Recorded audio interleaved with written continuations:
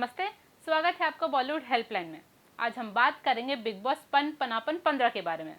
जैसे कि हम सब जानते हैं, राखी सावंत की हो चुकी है एंट्री, देबुलीना रश्मि आ चुकी हैं वापस। साथ ही एक न्यू कमिंग की भी एंट्री हो चुकी है, जिसका कहा जा रहा है वो सतारा की कोई नॉर्मल से बंदे हैं जिनका पॉलिटिक्स में काफ़ी ज़्यादा इंटरेस्ट है। बिग बॉस सीजन में भी आ चुके हैं, मराठी वाले सीजन में वो इस बार नजर आए हैं।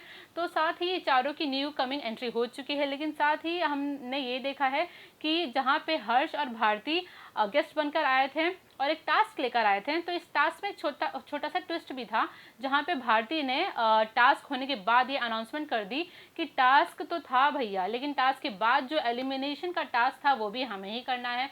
तो ये जो एलिमिनेशन का नाम सुनते ही पूरे 10 के 10 कंटेस्टेंट में हाहाकार मच गया कि भाई भाई ये क्या है। अब अगर पहले बताते कि एलिमिनेशन वाला टास्क है, हम और जी जान लगा देते। तो भारती ने तो भाई यही कहा कि अगर हम बता देते तो ये दिखता ही नहीं कि आपको बिग बॉस के टास्क में कितना इंटरेस्ट है, बिग बॉस को आप कितना सीरियसली ले रहे हैं। वैसे देखा जाए तो बिग बॉस 15 में कोई इतना सीरियस है नहीं, सब अपने मन मर्जी से चल रहे हैं। जैसे कहते हैं ना, चल रहा है तो चलने दो, नहीं चल रहा है तो कोई बात नहीं भैया, हम अपना खेलेंगे, वो अपना देखेंगे, यही चल रहा है बिग बॉस में।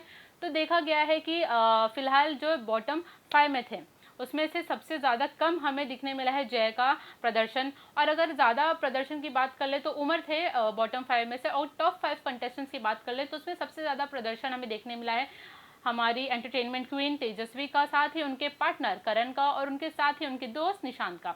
तो जहाँ पे ये टास्क लेकर आई थी भारती और हर्ष, उस टास्क में ये था कि आप 5 टॉप को नज़रअंदाज करना है बॉटम 5 के कंटेस्टेंट्स को। बॉटम 5 को कैसे वो नज़रअंदाज करेंगे, उन्हें कुछ भी हरकतें करनी है, अतरंगी अटपटी हरकतें, जिनके कारण वो डिस्ट्रैक्ट हो जाए। लेकिन वही तो टास्क है, अगर आप डिस्ट्रैक्ट हो जाते हैं तो वो जीत जाते हैं बॉटम 5, और टॉप 5 वाले हार जाएंगे।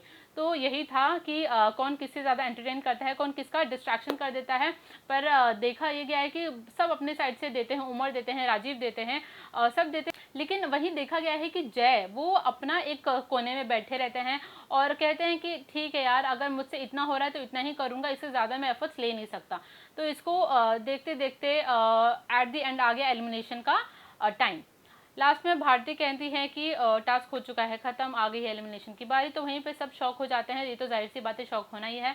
तो फिर बाद में वो कह देती हैं कि आज का जो हम जाएंगे उसमें एक नहीं बल्कि तादाद में कंटेस्टेंट्स हम बाहर लेके जाएंगे। तो सबसे पहले हम आपको बता दें, जो वो लेके जाती हैं उनका नाम जय है।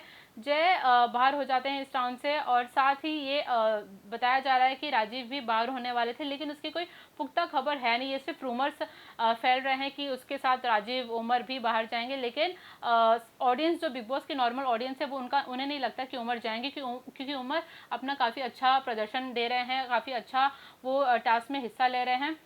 तो एलिमिनेशन तो हो जाता है जय का, और राखी सावंत की भी एंट्री हो जाती है। साथ ही रश्मि और देवुलना भी जल्द ही आ जाएंगी घर के अंदर। तो जैसे जय बाहर जाते हैं और रिपोर्टर्स उनसे कुछ सवाल करते हैं कि आपको कैसा लग रहा है, आपको लगा कि आप इतना जल्दी बाहर आ जाएंगे, और काफ़ी सवाल उनसे पूछताछ किए गए।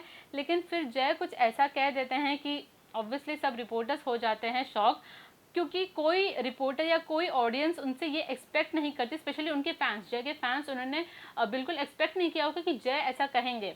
दरअसल जय कह देते हैं कि मुझे लगता था कि मैं शेर हूँ, और एक्चुअल में जब उनकी एंट्री हुई थी बिग बॉस के घर में, तो उन्हें एक मुखौटा दिया जाता है, तो जय को एक्चुअल में एक शेर का मुखौटा दिया गया था। तो जय ने पहले ही दिन कह दिया, अगर भाई मैं टिकूंगा तो 1 हफ्ते तक टिकूंगा, और 1 हफ्ते के अंदर निकल गया तो समझ लेना ये गेम मेरे लिए नहीं है, लेकिन 1 हफ्ते के बाद मैं टिक गया तो इस गेम का विनर सिर्फ जय भानुशाली ही होगा।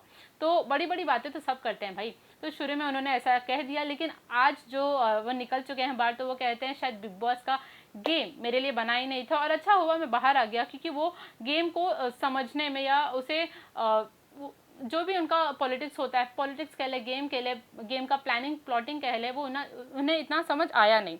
तो फिर बाद में जब रिपोर्टर्स ने उनसे पूछा कि क्या आप एक्चुअल में कंफ्यूज थे, या फिर रिलेशनशिप के बीच में, फ्रेंडशिप्स के बीच में इतना घुस गए थे, घुल मिल गए थे कि आप गेम को समझना चाहते नहीं थे, तो वहीं जय कहते हैं कि ये भी आपकी बात सही है, मैं रिश्तों में काफ़ी घुस गया था और उस चक्कर में मैंने अपने भाई को कुछ ज़्यादा ही तवज्जो दे दिया, जो कि मुझे देना नहीं चाहिए था। अपने दोस्तों को बहुत ज़्यादा इंपॉर्टेंस दे दी, जो कि मुझे बाद में रियलाइज़ हुआ ये लोग ने पहले गेम को रखा, लेकिन मैंने पहले रिश्तों को रखा। तो ये भी हो सकता है कि गेम गेम की तरह खेलना चाहिए, उसमें इमोशंस लाने नहीं चाहिए। तो ये भी एक अच्छा वे है कि मुझे पता चल गया कि हाँ, कहाँ तक अपने इमोशंस को सीमित रखना चाहिए और कहाँ उसे बढ़ावा देना चाहिए। तो अच्छी बात यही है कि मैं निकल गया और मेरा यही है कि जो भी डिजर्विंग है उस पोस्ट के लिए उसे ही विजेता बनना चाहिए। तो वही रिपोर्टर्स ने उनसे वापस पूछा कि आपको कौन लगता है डिजर्विंग है। वैसे शायद जय को अंदाज़ा है कि कौन है, लेकिन ऑब्वियसली वो बता नहीं सकते। फिर भी उन्होंने अपने दोस्तों का नाम लिया, जो कि निशान थे, उसमें से विशाल थे और करण थे। तो उन्होंने कहा कि मुझे लगता है डिजर्विंग है। तो उनसे जब रिपोर्टर्स ने पूछा कि शमिता को के बारे में क्या लगता है, तो उन्हें लगता है, जय को लगता है कि शमिता जो है वो खेल सकती हैं अच्छा, लेकिन वो एकदम टॉप 1 वाली कंटेस्टेंट नहीं है, जो कि विजेता के पोस्ट पे, जो विजेता के पद पे वो ट्रॉफी जीतेंगी। तो रही अपडेट बिग बॉस के बारे में, तो ये थी फिलहाल की। और देखना ये कि राखी सावंत की हो चुकी है एंट्री। मेन टॉपिक फिलहाल राखी सावंत है, तो देखते हैं कितना एंटरटेन करेगी वो इस बार बिग बॉस 15 में। ऐसी और अपकमिंग जानकारी जानने के लिए हमारे चैनल बॉलीवुड हेल्पलाइन के साथ बने रहें।